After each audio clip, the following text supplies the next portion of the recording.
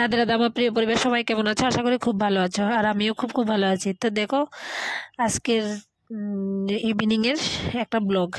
এখান থেকে আমি মন্দিরের ভিতরে যেতে পারবো কিনা জানি না, এত ভিড় ছিল। আর যতটুকু আমি দেখাতে পারি ততটুকুই আমি তোমাদের সঙ্গে শেয়ার করব। তো আরও একবার আমার একটা নতুন একটা ব্লগে তোমাদেরকে অনেক অনেক স্বাগত জানাই। তো চলো, এখানে আমি হাঁটতে হাঁটতে আমরা স্টেশনটা পার হচ্ছিলাম। এপার থেকে ওপারে যেতে হবে আমাদের ঘরের সামনে যেহেতু। আর এত মানুষ দেখো, দুপাশে মানে মানুষে মানুষ, শুধু মাথা দেখা যাচ্ছে, অনেক মানুষ। আর ভিড়ের জন্য সবাই বলছিল যে অনেক ভিড়, জানি না আমি ভিতরে যেতে পারবো কিনা। এটা সপ্তম দিনের ভিডিও ছিল, লাস্ট আরেক দিনে বাকি ছিল। আমি এখন ওভারব্রিজটা পার করে যাচ্ছি, নদীর পাড়ে ব্রিজটা। তারপরে এখানে একটা মজার জিনিস আছে, দেখবে এটা ছোট্ট দুটো পুতুল খেলা হয় এখানে। দেখতে দেখতে আমি গেটের সামনে এসে গেছি, দেখো। আর আমি এমনিতে ভিড় দেখে আমার মাথাটা ঘুরিয়ে যায়, জানি না কিভাবে ভিতরে যাব। তারপরে এখানে তো দেখো মেলা, যেগুলো ছাড়া মেলা আধুরা থেকে যায় সেগুলো হলো বাচ্চাদের খেলনা। আর এখানে তারপরে এসে ভিড় মানুষ। আর এই যে ছোট্ট ছোট্ট এই পুতুলগুলো কিন্তু আমার খুব ভালো লাগে, যেগুলো গ্যাসের বেলুন দিয়ে বানানো হয়। আর এখানে দেখো গেটগুলো কি সুন্দর, একটা পাখি, গাছ। এই দেখো মহিলাদের ঘর গোছানোর জিনিস, ফুল গাছ। এখানে যা আছে সব কিছু কিন্তু বেশিরভাগ জিনিস মহিলাদেরই, কিচেনের জিনিস, ঘর গুছানোর জিনিস, সব কিছুই। তো এখানে আমি ভাবছিলাম বেলতলা ঢুকবো, কিন্তু আমরা বেলতলা ঢুকতে পারিনি, ওই পারে গেছি। এই দেখো, এই যে আমি বলছিলাম না ছোট দুটো বাচ্চা ঝগড়া করে, এটা কিন্তু কীভাবে করে জানো, এটা হাতে ক্লে লাগিয়ে করানো হয়।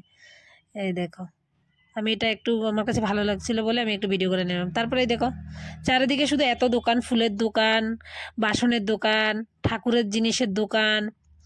তারপরে এখানে তো ঠাকুরের যাবতীয় জিনিস সব পাওয়া যায়।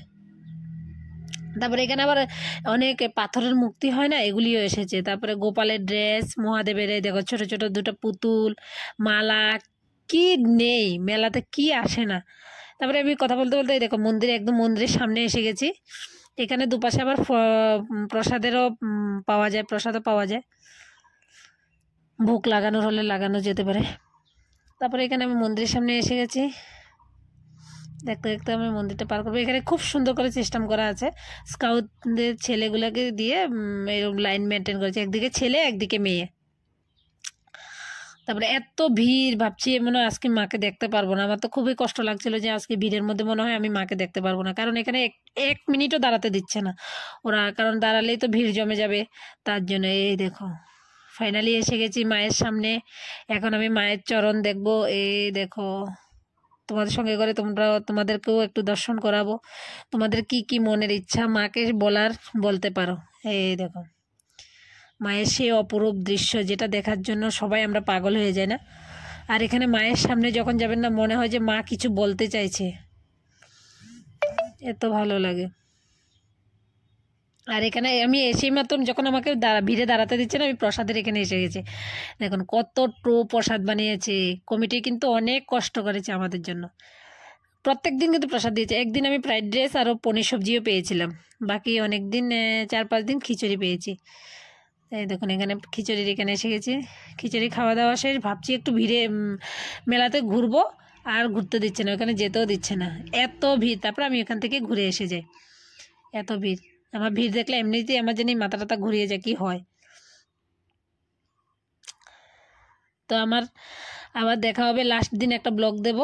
তার আগে একটু মাকে, ওই অনেক দূর থেকে একটু মাকে দর্শন করে নিন।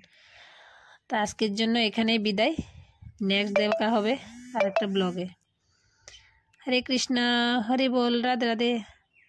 তা আমরা এখান দিয়ে কিন্তু এই যে জায়গা দিয়ে ঢুকবেন, অপোজিট আর একটা রাস্তা আছে, ওই জায়গা দিয়ে বের হতে হয়। তা আমি এখানে মানে বেশিক্ষণ দাঁড়াতে না পেরে আমি এসে গেছি। এই দেখুন এখানে যেখান থেকে বেরিয়ে আসার রাস্তা, সেখানে অনেক দোকান বসেছিল বলে এত মানুষের ভিড়। আর আমি এই ফার্স্ট টাইম দেখলাম, আমার পিছনে দেখুন অনেক বড় একটা বেলুন। তা আপনারা এরকম এত বড় বেলুন দেখতে